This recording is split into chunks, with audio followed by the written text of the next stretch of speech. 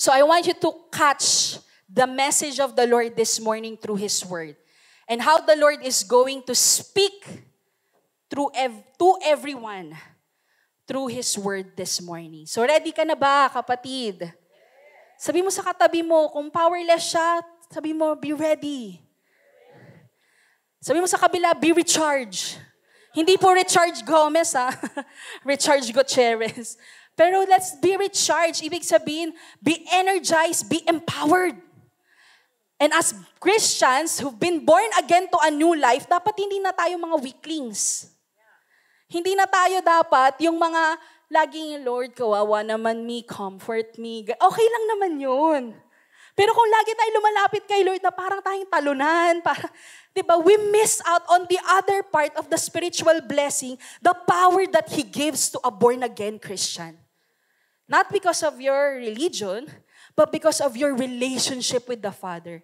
If you have a holy, powerful God, don't you think, if you're connected to that such power, that you will be powerful yourself? Come to think of it. Kapag nag-plug po ako ng cellphone na 0% o nawala ang battery, di ba yung juice niya talagang said, hindi mo makita yung message ng boyfriend mo sa'yo. Ang una mong hahanapin, plug or power bank. Kaya nga po tinawag na power bank kasi it will supply power. So we plug, di ba, kung saan may power para magkaroon ng power yung cellphone mo. How much more we need power as Christians, as children of God, to walk in the life that God intend us to live. Like I said, He is a holy God. And not many churches preach about holiness and about the power of God. It's all about comfort. It's all about grace. Kaya minsan posible na we overdo yung grace ng Panginoon na nagiging excuse siya not to live a powerful and holy life. So today, there is a secret. Hindi siya actually secret. There is something that we really need to understand that is available sa atin na resource, di ba? That can make us empowered. Say the word empowered. Do you feel powerful? Di ba? Pag sinabi mo palang, I am empowered, parang feeling mo ikaw si Darna. Di ba? Ding ang bato. Di ba? So, ibig sabihin mga kapatid, we need something to make us do the power, di ba? Power things na tinawag ng Panginoon sa atin na lakaran at gawin. Yung calling mo, yung purpose mo. In our world today, mga kapatid, nakikita natin kung gaano kahalaga ang oil. Diba? Kaya, parang lahat ng bansa, hindi lang po ang Pilipinas, no? Kaya nga po, di ba yung gasolina, napakamahal ngayon. Yung oil is power all over the world. Nag-aaway-away sila, di ba? Meron pa ngang nagiging greedy kasi they know how valuable yung resource na meron sila. And some people, they go to great lengths to dig up a hole, di ba? To dig up well, kung saan meron. Well, meron bang oil sa well? Water lang, di ba? Dig up dun sa lupa, di ba? Sa ground to produce oil. Kasi we need oil everywhere. We need oil sa cars. We need oil sa food. We need oil sa mga machine, sa mga building, sa kuryente. Kailangan natin yung power supply na yun. And tayo, di ba, kahit mangutang tayo, parang Pilipinas, hindi na po ako mapupunta dyan, di po ako politika. Pero di ba, minsan nangungutang ang mga bansa para lang magkaroon ng oil, langis. Because we need that. So spiritually, how much more do we need the oil of heaven to empower us to do supernatural things? To experience great supernatural things na sinasabi ng Panginoon. Ay, ginaawit natin kanina, di ba? Parang, open up my eyes in wonder. Alam mo, wala nang namamangha kay Lord ngayon eh. Di ba? Pag sabi magsimba tayo, magpray tayo. Ano ba yan? Pe-pray. Kaya po natin tinawag na hour of power. Kasi kahit isang oras ang ibigay mo sa panalangin, kapatid, hindi yung panalangin mo ang powerful eh. Kung saan ka nananalangin, kanino ka nananalangin. That's power. Kaya maraming Kristiyano na hindi na namamangha, kahit open na yung eyes nila. Diba? Doon na natutulog sa church pero walang wonder. Parang hindi sila na-amaze na ang galing ng Panginoon. May ganun kayong mga testimony kahit sa ordinaryong araw, napakagaling ng Panginoon, napaka-powerful, paano niya nagawa yun? Yun ang wonder, kapatid. Hindi yung, bayan, pupunta na naman tayo sa bahay ng Diyos. Hindi ka na namamangha, wala nang amazement, wala nang wonder. But in the Bible, it says, where the presence of the Lord is, signs and wonders follow. And as born-again Christians, as children of God, shouldn't we be the one who get to encounter and experience the power of God? So if you feel powerless today, kapatid, there is a way for you to experience a powerful life. Because there is a resource in heaven that is available for all of us. So today we're gonna talk about the oil of heaven. Okay, mag-alala, hindi ko po kayo bebentahan ng essential oil mamaya. Hindi po. Pero pag sinabi pong the oil of heaven, sabi ko nga in our world, the oil in the world powers everything. And spiritually speaking, it's the same. It's true, diba? For us to live a spiritual life, a victorious life as Christians, as followers of Jesus, we need oil para magumana tayo. Para ma-empower tayo. Wala pong paki si Lord kung gaano ka kagaling, kung gaano ka katalino, kung gaano ka kalakas, kung gaano ka kayaman. Baliwala ang lahat ng effort ng tao. Because for us to accomplish God's purpose in our lives, what God has called you to do, even living a holy life, we need the oil of heaven. We need power. We need power. Kaya today, kung nag-iisip ka, paano kung malalampasan ang kasalanan? You need the oil of heaven. You need power from heaven to overcome sin. Without the oil of heaven, para lang tayong mga vessel. Alam niyo yung vessel? Vessel? Parang lagayan. Sa unang panahon po, yung vessel, hinanin tulad siya sa jar. Lagayan po ng tubig. Diba? Binubuhusan po ng laman para magkaroon ng, ano po sa Tagalog? Kapayan, hindi ko pa rin po naintindihan. Tapayan. So, naintindihan nyo yon, tapayan. Sisidlan. Sisidlan ng bunga. This time, sisidlan ng langis. Kapatid, yung vessel, kapag walang oil, para lang siyang palamuti, display. Walang silbi. But when we carry the oil of the Holy Spirit, we are lit. Pag sinabing lit, hindi po yan yung Gen Z term na, oh, you're so lit.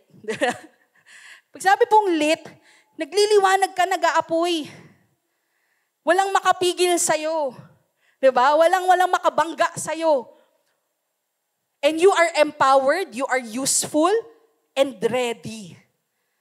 Kaya hindi mo na ulit sasabihin, pagka-ready na ako, Lord, tsaka ako magpipray pagkakain. May ganun pong Kristyano.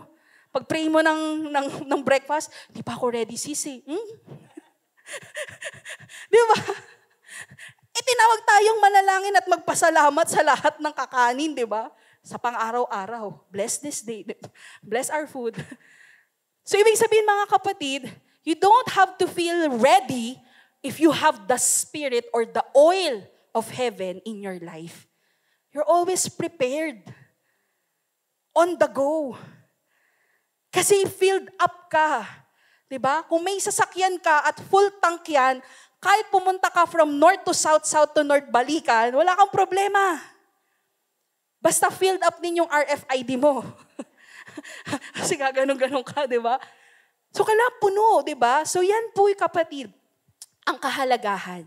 So our passage for this morning is found in 2 Timothy 2, verses 20 to 21. Let's all read it. Nababasa niyo po ba? Parang manipis siya. Sige, urong ko lang po ito. Thank you po, Tito Marlon. Baka bumagsak ulit ang aking computer. Ayan, para mabasa po ng lahat. Nakikita na po. Left side, nakita? Right side? People from the back, parang Araneta, no? People from the back, can you see it? Ayan. So let's all read the word for this morning. 1, 2, 3, read. Now in a great house, there are not only vessels of gold and silver, but also of wood and clay, some for honorable use, some for dishonorable. Therefore, if anyone cleanses himself from what is dishonorable, he will be a vessel for honorable use, set apart as holy, useful to the master of the house, ready for every good work. Let's pray. Father, we thank you for your word today. Your word is power and life at the same time. And we thank you that through the Holy Spirit that is in this room, that you will speak to every person's heart. Let your truth set the people free today, O God. And let your word, through the power of the Holy Spirit, transform each of us here. God, continue to pour out your oil from heaven, anointing each one for your holy use and glory alone. In Jesus' name we pray. Amen and amen. Mga kapatid, in our passage, tinutukoy po ni Paul, no? Dinidescribe niya ang isang church. Pag sinabing church, yun po yung household, yung kaya great house. Hindi po yung building, pero yung pamilya. 'Di ba? Yung believers, yung body of believers na sa panahon na yan, no? So, ang sabi niya rito, na ang tahanan daw ng Diyos ay punong-puno ng iba't ibang klaseng lalagyanan. Ano po ulit yung tipayan? Tapayan. Or sisidlan. Iba't iba. May ibang sisidlan na gawa sa ginto at pilak. Merong iba gawa sa kahoy at putik. Clay. Wow, galing. Na-memorize ko. At sabi, may mga lagayan daw po na ginagamit sa mga espesyal na okasyon. Yun yung honorable use. Diba? Yan yung mga china sa cabinet ng mama mo. Diba? Yung mga display niya, nung simula single pa siya, walang gagamit niyan dahil baka mabasag. Pagka dumating na lang ang presidente sa inyo, tsaka nyo lang gagamitin. Diba? So kung kailan yun, di natin alam. Sa amin po, nakabox na, hindi namin nagamit. Ever since binili ng nanay ko kasi naghintay siya ng special na okasyon.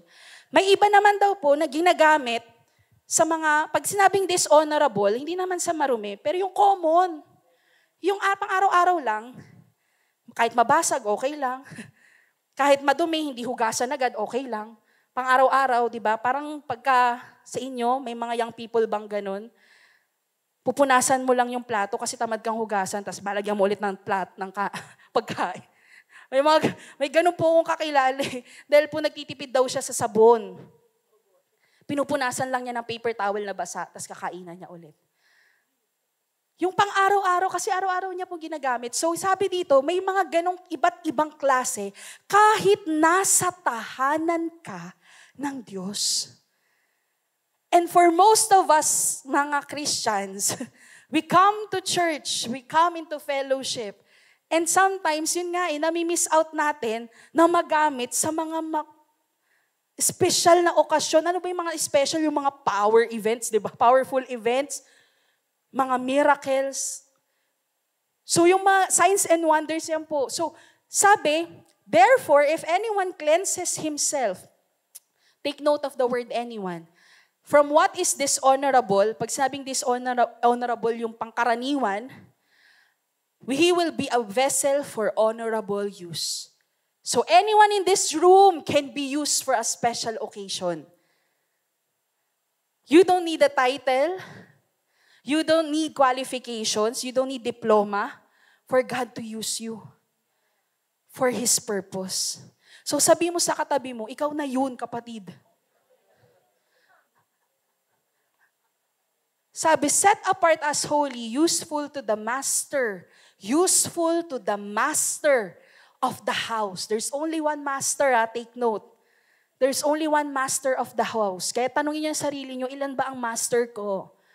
Ang asawa niyo po hindi master yan. Isa lang po ang master sa tahanan ninyo. Mister lang, not master. Okay? God is only the master of the house. And He's the one who will empower us to do every good work. So sabi dito, Paul describes different vessels in the household of God. And sad to say, not all vessels carry oil. Yan ang nakakalungkot. Na minsan nababaliwala ang sakripisyo ni Kristo Jesus.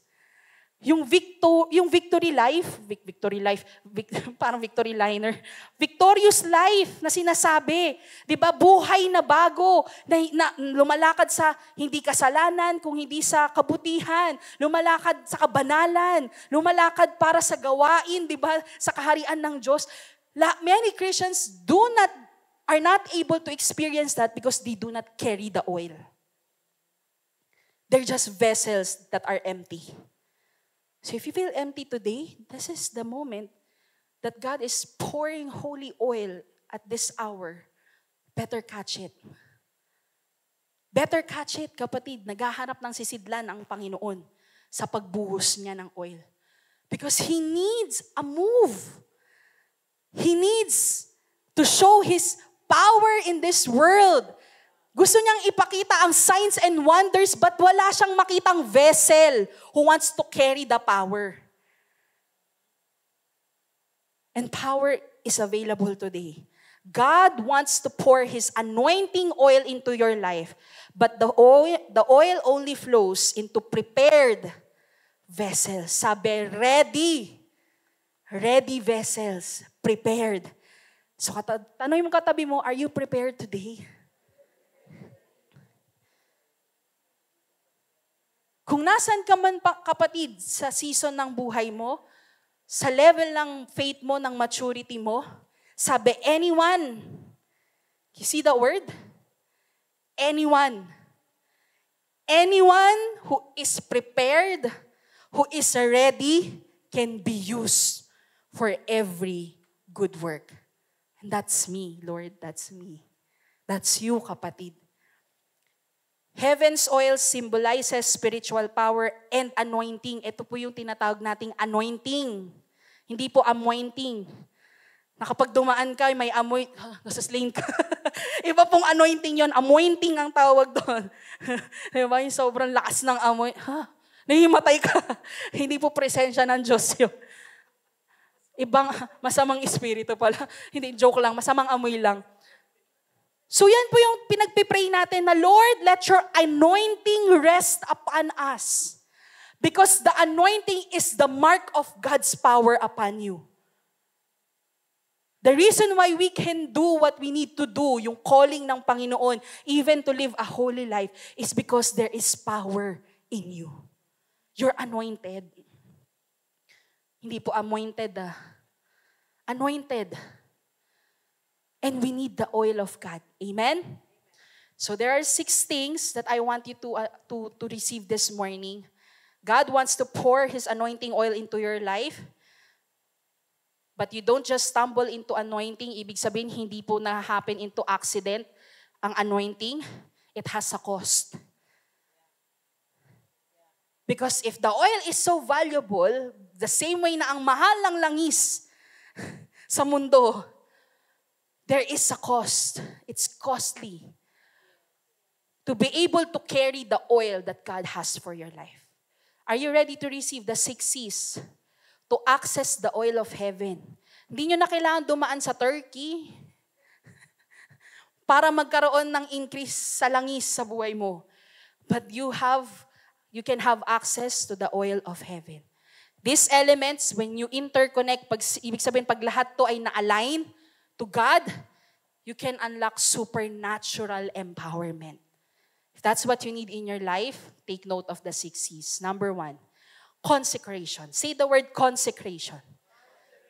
Number 1 pa lang, parang ang lalim naman na ata ng consecration. Hindi ko naman mabigas, pastora, consecration. Diba? Parang konyo, consecration. Pag sinabi pong consecration, sa Tagalog po, pagtatalaga, set apart. Ibig sabihin, pinaghahandaan mo yung isang gamit para sa isang espesyal na paggamit. Hindi mo siya hahayaang ipagamit sa pangkaraniwan lang, di ba? Parang yung Chinaware. Hindi lang siya pang, kung ang ulam mo tuyo, tas China yung babasagin, di ba? May bulabulaklak pang blue. porcelana. Sabi nang namin, naku naman mabasag yung pagganon mo ng tinidor. Di ba? Magkasgasan. So, ibig sabihin, itatabi niya yon at itatalaga niya para lang sa espesyal na okasyon. We are called to consecrate our lives. Ibig sabihin, when God has called you out of the dark into the new light, into the new life, God is calling you to be set apart from the world. If God wants to use you, if you want to be used by the Lord, set yourself apart. Valuable ka, kapatid. Hindi ka lang basta jar of clay or wood. You are made of silver and gold for special use of the master of the house. So ang tanong, sinong gusto mong gumamit sa'yo? Kasi you would know who's in control of your life, who is at work in your life, by the influence that you allow in your life. Are you more influenced by the world? Or are you more influenced by the Lord? Kasi kapatid, sabi nga, wala dyan sa ating verse, no? Pero yung word na consecration, ginagamit yan sa unang panahon, sa Old Testament, mababasa nyo lagi doon, anoint with oil, di ba? In Exodus 40, yun yung before they use the tabernacle for altar call, for offering, for burnt offerings, even yung mga utensils, lahat ng gagamitin nila sa loob ng tahanan, before the Lord blesses them and His presence to come upon that place, kailangan muna silang i-anoint ng oil. Sa Exodus 40 po yan, pwede niyong basahin. Yung ritual nila na ginagawa. That's how important the oil is for us to be set apart. Sabi dito, I don't know if the media can show it, hindi ko siya naidagdag. Exodus 40 verse 9 to 10.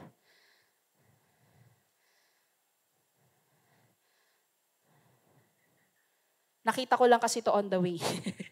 Kaya hindi ko po nailagay sa PowerPoint. Pero ito yung time that everything they do is to set apart things for the Lord. Kumbaga, italaga, ilaan para sa presensya ng Diyos. And the same way is yung instruction for us to be consecrated. So here it is in Exodus 40, verses 9 to 10. Let's read. Take the anointing oil and anoint the tabernacle, which is the house of the Lord, and everything in it. Consecrate it and all its furnishings, and it will be what? Holy. Then anoint the altar of burnt offering and all its utensils. Consecrate the altar, and it will be the most holy. If you take a look of this passage, kapatid, yung altar at ang mga gamit, yung lugar at yung gamit, hindi sila naging holy not until it was set apart. Nakita nyo? If you wanna live a holy life, pag sinabing holy life, banal, hindi perpekto banal. Pag sinabing banal, inilaalis mo yung sarili mo sa marumi para lumakad sa malinis. Kasi if you're gonna set yourself apart from something, you need to be a part of something. Tatalikuran mo kailangan ka lumipat.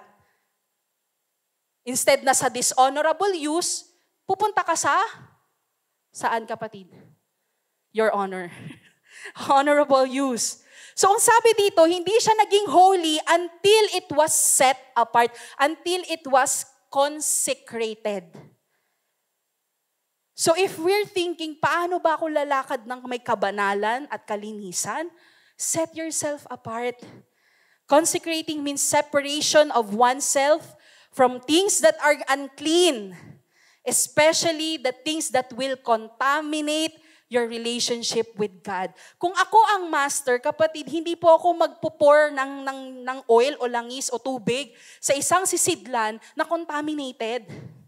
Amoebiasis po ang kalalabasan niyan. So what I'm gonna find is something that is clean and pure. And in the spiritual term, that is what we call holy. Holy. In 1 Peter 1, verse 15 to 16, if we're gonna go back, Sabi dito, but as He who called you is holy, you also be holy in all your what? Conduct. So wala pong two identities dito. Na siniseparate mo yung Facebook account mo na pangalawa para doon ka magpo-post ng mga hindi maganda. Kasi dito friend ko po si pastor tsaka yung life group leader ko. Ako na naman ang hot seat niyan pag nag-meeting kami. Kasi nakita niya meron po akong pinost doon na Bingo Plus. Bawal daw mag-gamble. So dito ako, para di niya makita yung scatter ko, tapos dito ako, pupost ko yung mga activities sa church. May midweek Bible study starting next Wednesday. Kapatid, sinong niloloko natin? Sabi, the one who called you is holy, is clean, is pure, is honorable. So when He called you to be holy, because He is holy, then we have to be holy in all our conduct. Huwag kayong nagtatago ng pangalawang barkada, kasi dito nakakainom ako eh. Dito nakakachismis pa kami. Nakakapagmura ako pag ito mga kasama ko. Pero kasi pag dito, holy, there is no one like you. Yun lang po lagi namin kinakanta dun eh. Diba? Sama na po ko, holy, holy. Kapatid, that's double life. God did not call you to live a double life. God called you to live a holy life. In all your conduct, whether it's in private or in public, whether it is at home or in the church, whether is it with your friends or with your workmates or with your family, in all your ways, in all your conduct, be clean. Be holy. Yan ang sinabi ng Panginoon. God doesn't anoint the proud. God doesn't anoint the compromised. He anoints the one who is clean and willing to be set apart. The anointing oil is not for the present. Kasi you can be present here but you are not clean. Ano bang nagpaparumi sa atin, kapatid? Hindi po yung tigyawat natin sa muka. Hindi po yung oil sa muka. Kasalanan. Sin is what makes us impure. Kaya nga po on the cross of Calvary, it is sin that was defeated on the cross to make us righteous and justified and clean through the blood of Jesus. So you see, on our own, we cannot be clean. We need the oil of heaven for us to be clean. But if we are not receiving the oil of heaven, we're always empty. Guess what? You're still living the sinful life instead of a holy life. Ngayon, tanongin mo yung sarili mo, am I ready to set myself apart? Ibig sabihin, ihiwalay mo na yung sarili mo sa dating gawain, sa dating buhay, sa dating gawi, sa bago, sa malinis, sa maayos. We must set ourselves apart from the common to become carriers of the holy oil that is from heaven. And the oil that flows, that's where purity is. Kung may oil ka ng Panginoon, you will be pure. Pangalawa, you wanna increase the oil of heaven in your life, the second C is correction. Correction, before God fills you, bago ka punuin ng Diyos, He will refine you. Pag sinabing refine, ano po bang refine sa Tagalog? Pinuhin. Diba yung parang sandpaper siya, kinikis-kis ka, pinapakinis ka, para maging maayos ka. So the correction of God, when we commit to being corrected and to being disciplined by the Lord, if we make space for correction in our lives, then we will have an increased oil of heaven in our life. We all need a Savior for we are all sinners, tama? In our ways, we will stumble. Even if we're called to a holy life, alam ng Panginoon that we will stumble. Kaya nga kailangan natin ng power. Kailangan natin ng power to say no. Kailangan natin ng power na mag-correct, mag-a-align, di ba, ng mali sa atin, magtatanggal ng mali. Yun po yung correction eh. Mag-aalis ng mali sa buhay natin. That's what correction does. He removes what is not pure, what is not right. So the more you are being disciplined and corrected and refined by the Lord, the more oil will be in your life. Many people are afraid of correction. Tama. Kasi kahit ako nung bata, lagi akong, pag alam kong nakagawa ko ng mali, ang una kong sasabihin sa nanay ko, Ma, wag yung hangir. Kasi takot akong mapalo. Kasi babakat na naman yung ganun nung nakailang putol na ng hangir yung nanay ko nung bata ako. Pati tingting. Pag naputol yung hangir, tingting. Ma, wag yung hangir. Laging ganun. We're afraid of correction. We're afraid of being disciplined. That's the reason why many Christians who commit mistake hides in guilt.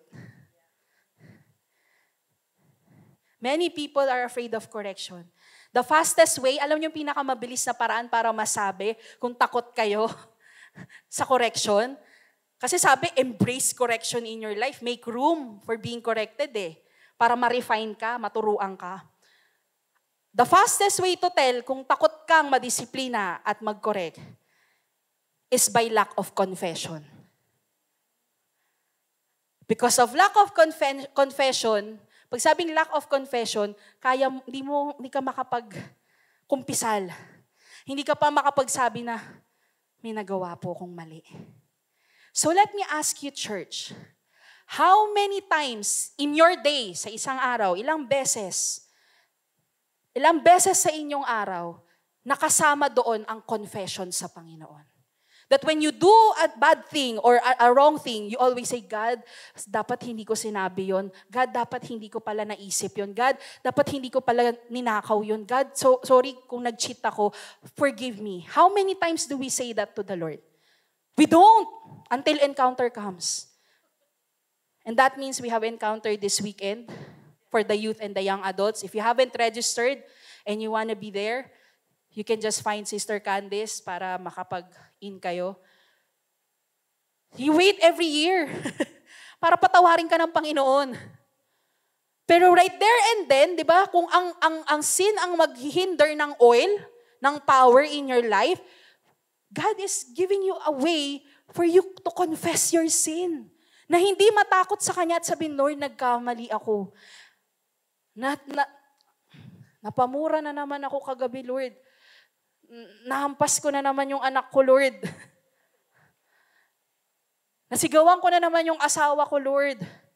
Nangopya na naman ako sa exam kanina, Lord. How many times do we confess before the Lord? How many times do we ask for forgiveness? And because we don't ask forgiveness from God, hindi tayo napapatawa, di tayo nalilinisan, nagtatago tayo. Tataguan mo yung pastor, tataguan mo yung life group leader, kasi baka ungkatin yung nangyayari sa'yo in the behind, di ba? Baka matanong ako tungkol sa boyfriend ko, hindi ko pa naman nilo-launch pa sa story.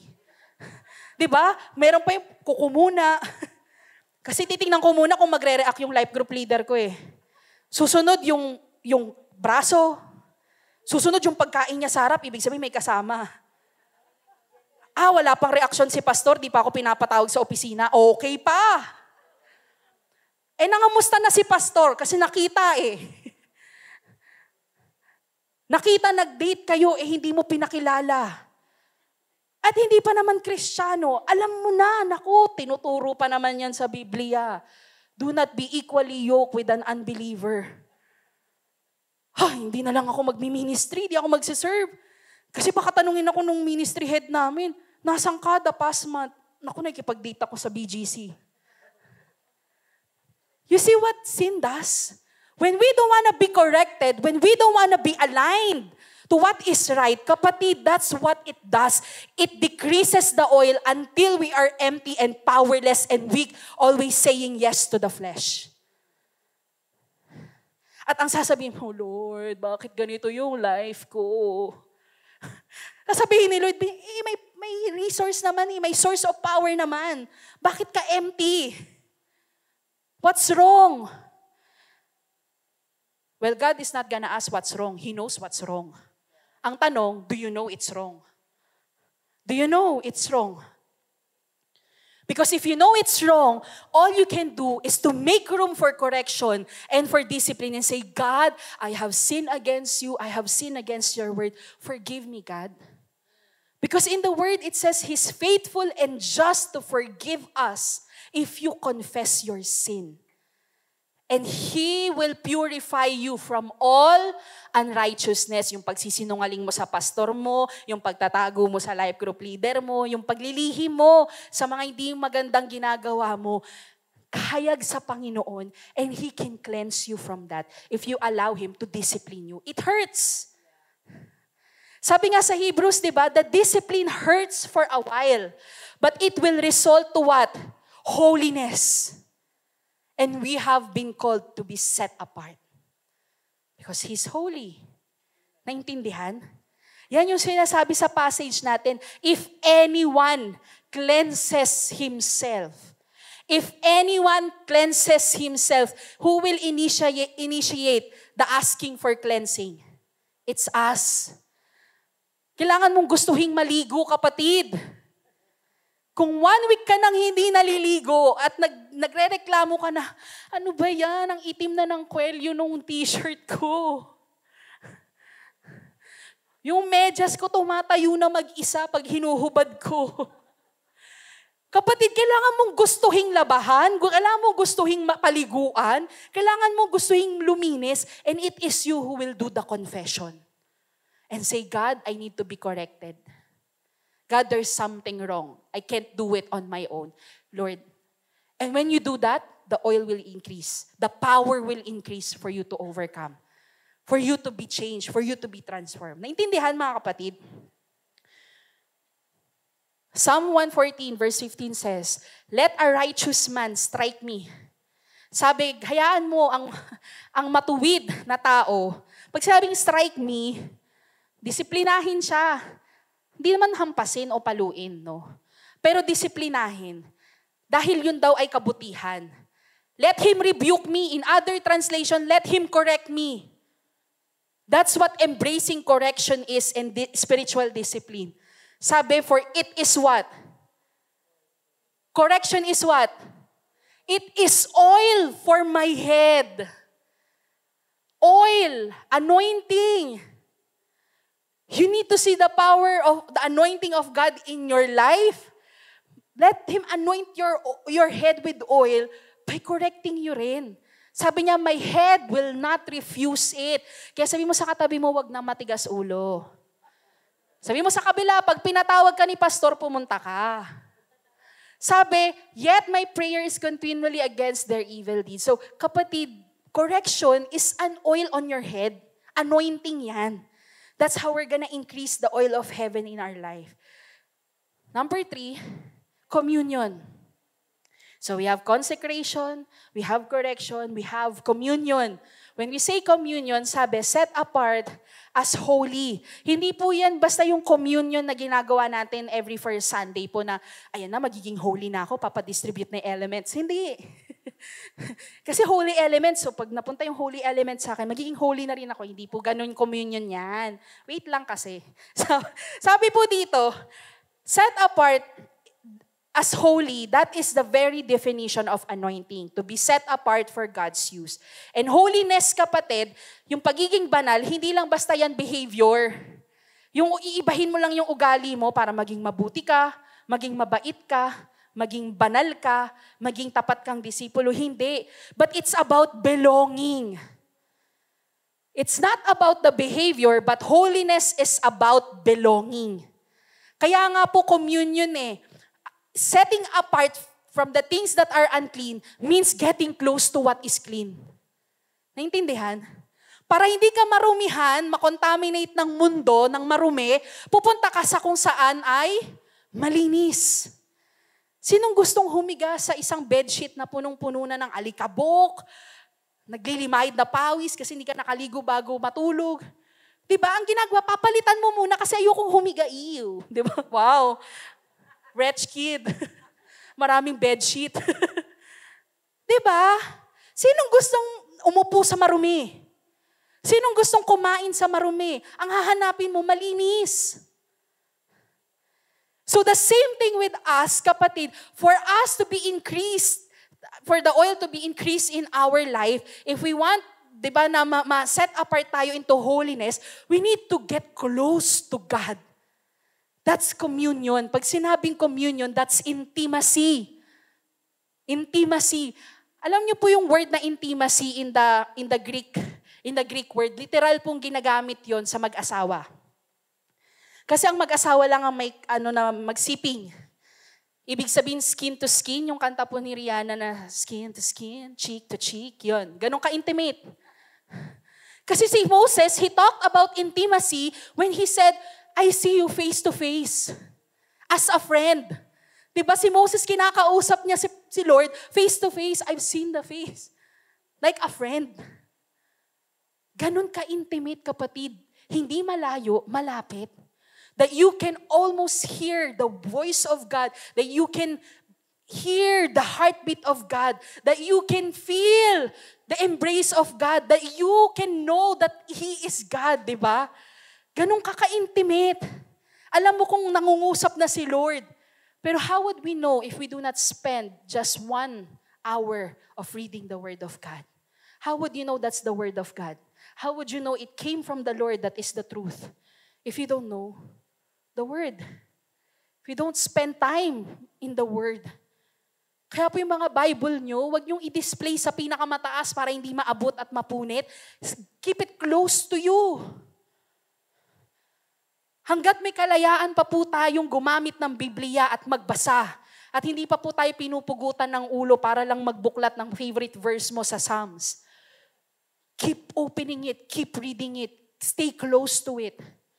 Kaya nga sabi, meditate on it day and night. Araw at gabi. Hindi siya nawawala sa'yo sa isipan mo, hindi siya nawawala sa puso mo, pinagninilay-nilayan mo. Para kung ano yung nakasulat doon, yun ang sinusundan mo. When you follow God, you will not follow the ways of the world. Because there's only one master eh. There's only one way.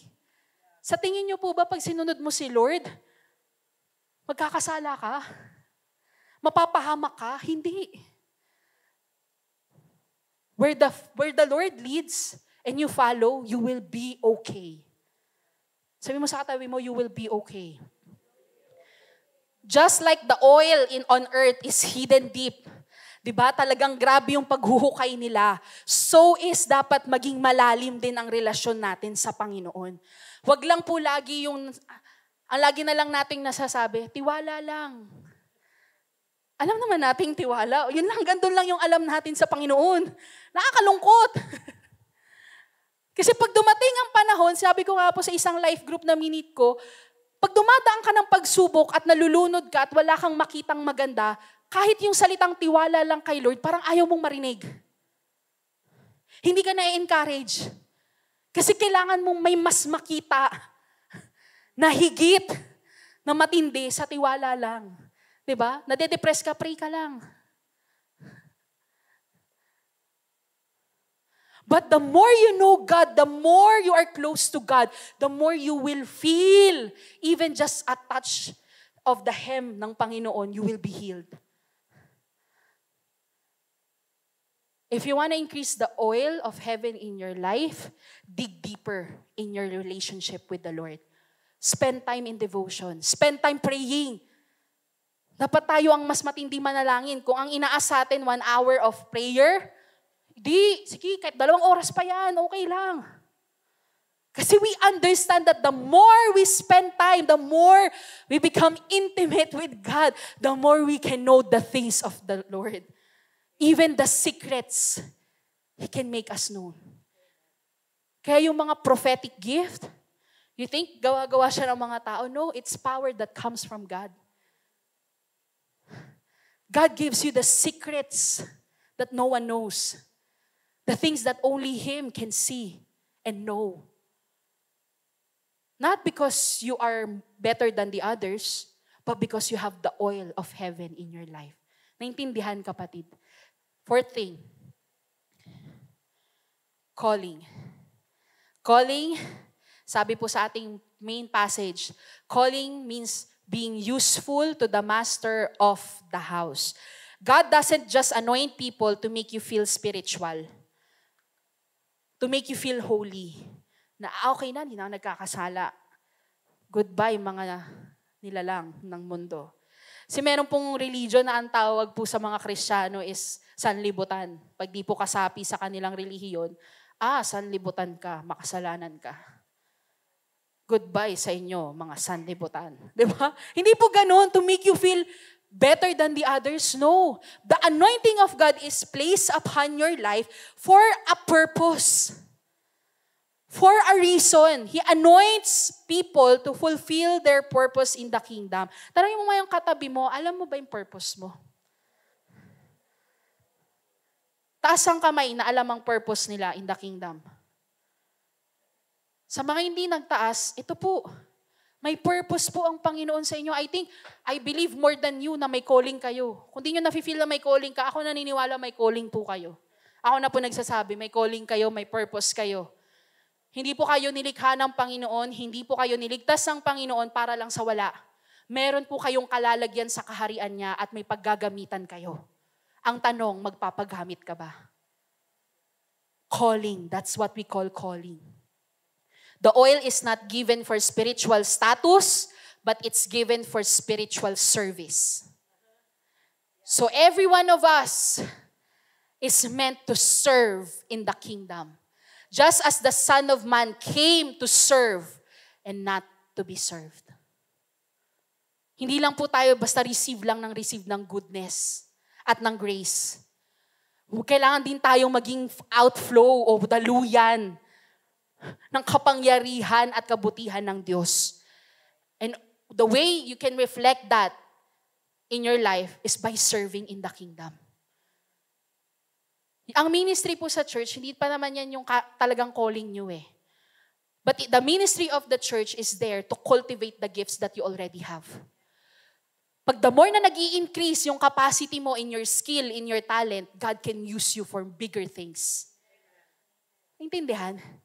Kaya pag naghingi po ng volunteer ang mga ministry sa simbahan, even if you feel that it's not there, the Lord, I'll make myself ready for use. Sabi, useful to the master. Hindi lang basta walang silbi. Dapat laging, Lord, here I am. Use me. Kahit saan pa yan. And let it cultivate. Pag sabing cultivate, i-build up kung ano yung binibuild ng Panginoon dyan. For you to hold the bigger things of God. Kasi kapatid, pag hindi nag-increase ang capacity ng vessel, kakarampot lang din ang pwedeng mabuhat na oil. Naintindihan? So if we need to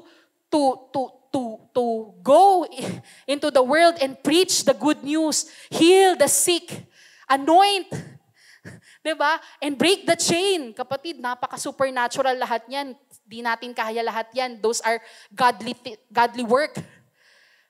Those are supernatural work. So we need power for that.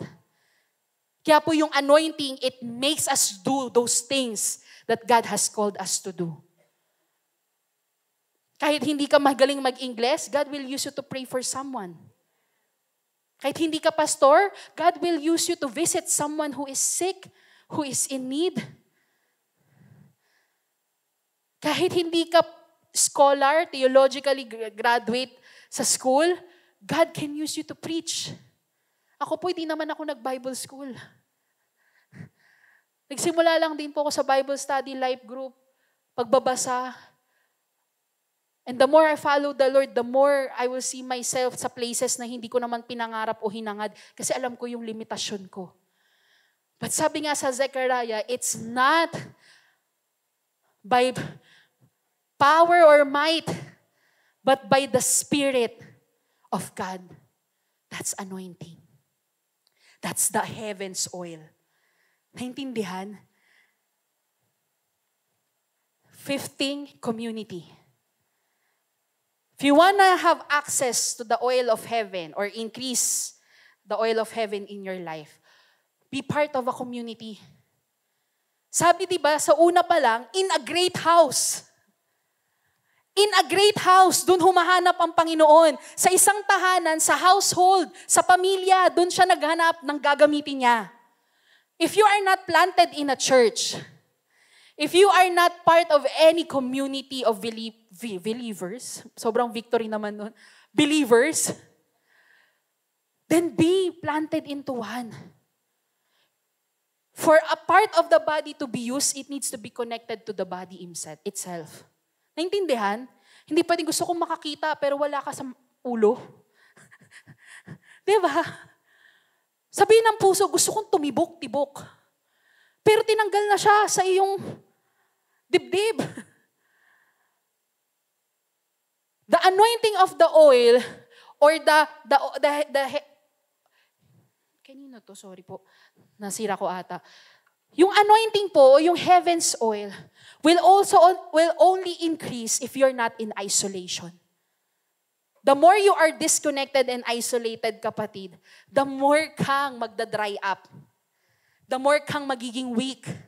The more kang magiging unuseful in the kingdom.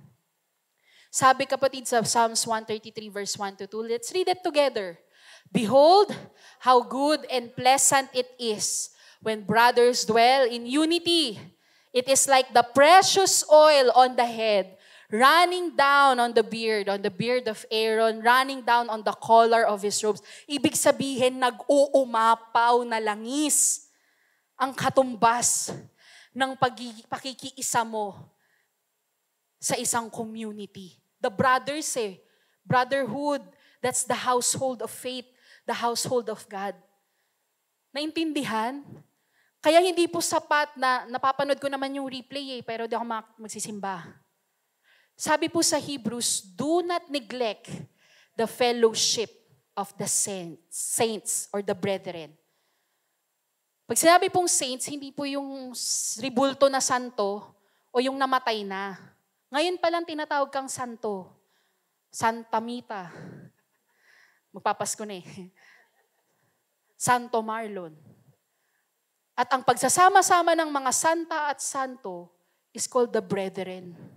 The fellowship of the family of God.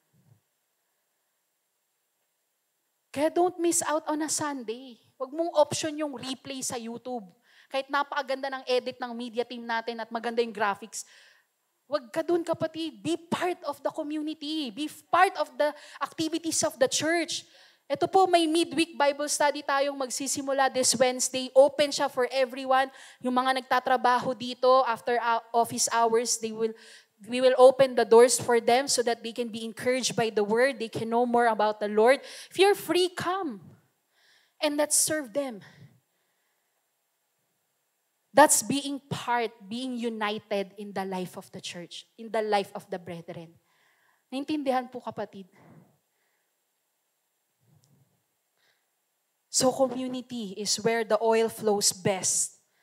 We are not lone vessels or solo vessels, but we are part of a house, we are part of a body, we're part of a movement. And the last thing, carry His Spirit. For you to access the oil of heaven, for you to increase the oil of heaven in your life, you need to be carrying the Spirit of God. Pag sinabing carry, hindi lang po ito basta receive. Kasi the Holy Spirit is received when you were born again. Nung tinanggap mo si Jesucristo bilang iyong tagapagligtas at Panginoon. But when you say carry His Spirit, this is not a one-time thing event. But we are called to set apart ourselves and to walk in obedience daily. Araw-araw. Araw-araw mong hino-host ang Santong Espiritu sa buhay mo. Paano mo hino-host? Wini-welcome mo. Pasok po. Hindi pasok eh. Kain po tayo. Diba? Aware ka na nandoon. Ina-acknowledge mo. Kamusta pong pag-stay nyo sa hotel? Hotel Vincent, diba? Sarap po ba ang tulog ninyo?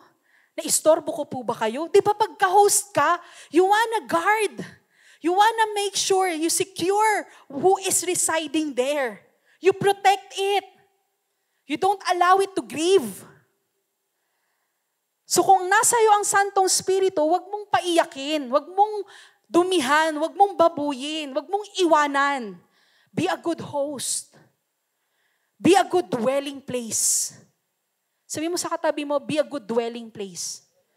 Because God wants to dwell in you for life so that He can guide you, He can lead you, He can take you as you obey Him. Diba? Kung saan Kanya gustong mapunta. So when you're filled, you're not just ready, but you're ready to reveal God to everything that you do every day.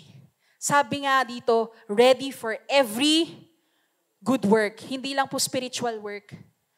God is equipping you for life. Equipping you in your finances, equipping you in your relationship, equipping you in your work, equipping you in your marriage, equipping you in parenting. Everything that you need to be equipped to do the very good work, God will enable you to do that by the oil. All you need to do is be led by the Spirit of God. And you will not gratify the lust of the flesh. Sabi po sa Ephesians 2:10, for we are His workmanship, created in Christ Jesus for what? For what? Cheating? Stealing? Lying? Hindi, di ba? Sabi for good works, which God prepared beforehand in advance that we what? Admire them? We should walk. Ibig sabihin, maipamuhay natin yan araw-araw, kapatid. So kung hindi ka nakakasunod sa Panginoon, maaaring dry up na.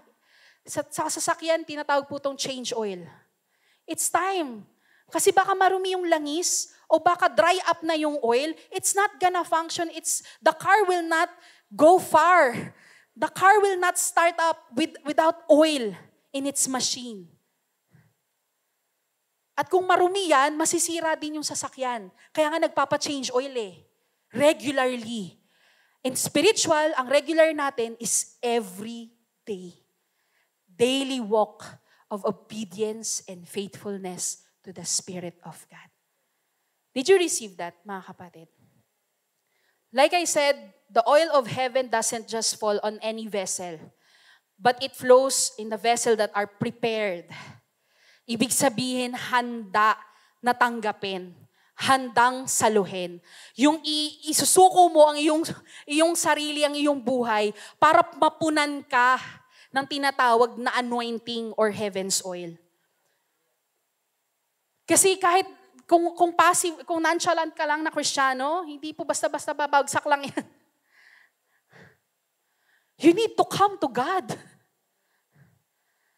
And say, Lord, I need you. I cannot work without you. I cannot live without you. I need you in my life. If you're not in my life, it will fall apart. If you're not in my ministry, it will fall apart. If you're not in my heart, it will fall apart. Yung pakitang tao ko po sa boyfriend ko, sa pamilya ko, na maging mabuti ako, it will fall apart kasi it's not empowered by the Spirit Himself. The world doesn't need people who will look like them. But the world needs people who will look like more of Jesus.